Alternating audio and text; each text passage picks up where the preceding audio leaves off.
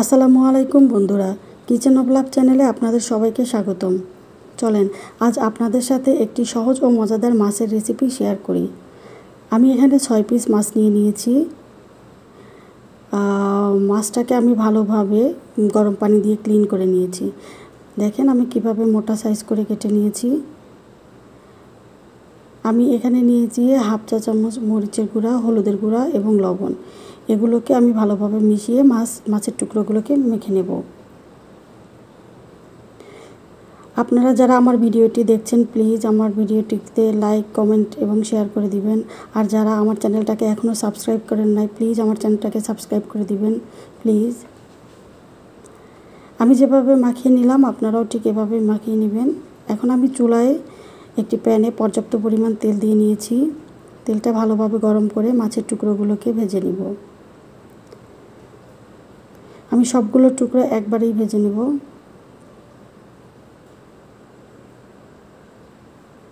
যারা মাছ খেতে ভালোবাসেন তাদের জন্য এই রেসিপিটা, আর যারা খেতে ভালো না বাসেন তাদের জন্য, কারণ এভাবে মাছ রান্না করলে অবশ্যই ভালো লাগবে। এক পাশ ভাজা হয়ে গেলে আমি মাছগুলোকে উল্টে নিব।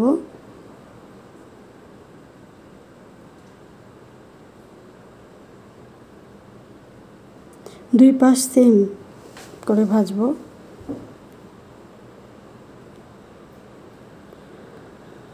ভাজা হয়ে গিয়েছে, এখন টুকরোগুলোকে আমি তুলে নিব।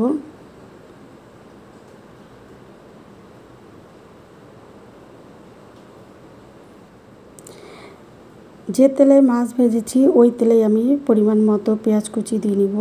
পেঁয়াজটা আপনারা যেভাবে খান ওই পরিমাণ দিয়ে নেবেন। আমি পেঁয়াজটাকে ব্রাউন কালার করব না, একটু নরম করে ভেজে নিব। ভাজা হয়ে গেছে,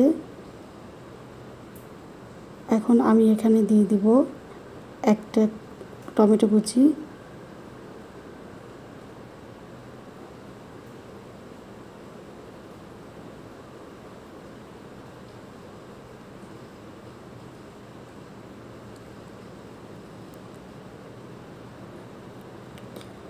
এক চা চামচ মরিচের গুঁড়া, হাফ চা চামচ হলুদের গুঁড়া,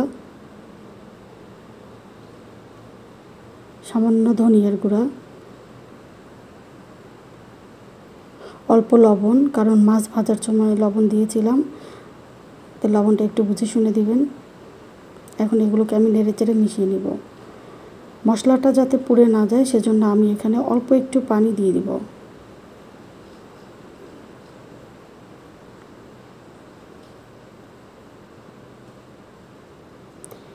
এখন আমি এখানে দিয়ে দিব হাফ চা চামচ রসুন বাটা, হাফ চা চামচ আদা বাটা। নেড়েচেড়ে ভালোভাবে কষিয়ে নিব। তেল উপরে উঠে আসা পর্যন্ত আমি মশলাটাকে ভালোভাবে কষাবো। দেখেন কষানো প্রায় হয়ে গিয়েছে। এখন এখানে আমি 2 কাপ পানি অ্যাড করে দিব।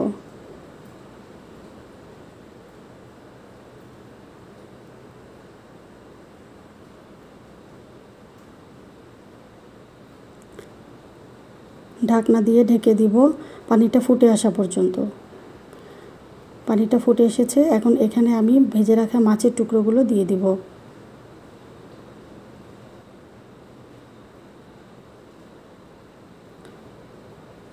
দেখেন আমি কতটা পানি ব্যবহার করেছি যেন মাছের টুকরোগুলো ডুবে যায়। খুব বেশি পানি দেওয়া যাবে না। ঢাকনা দিয়ে ঢেকে রান্না করব 15 মিনিটের মতো। হাই হিটে রান্না করব। যখন ঝোলটা একটু কমে আসবে তখন আমি এখানে হাফ চা চামচ ভাজা জিরার গুঁড়া দিয়ে দেব। এই মশলাটা একটা জাদুকরি মশলার মতো কাজ করে। জিরার গুঁড়া দিলে মাছটা খেতে অনেক বেশি মজার হয়। নেড়েচেড়ে আমি এটাকে ঢাকনা দিয়ে ঢেকে রান্না করব আরও 2 থেকে 3 মিনিটের মতো।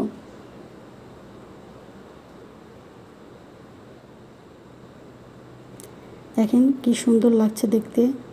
আশা করি আপনারাও এভাবে রান্না করবেন এবং খেয়ে আমাকে কমেন্টে জানাবেন কেমন লেগেছে। দেখেন ঝোলটা কি সুন্দর গাঢ় হয়ে গিয়েছে। দেখা হবে পরবর্তী কোনো রেসিপিতে। ততক্ষণ পর্যন্ত সুস্থ থাকবেন। আল্লাহ হাফেজ।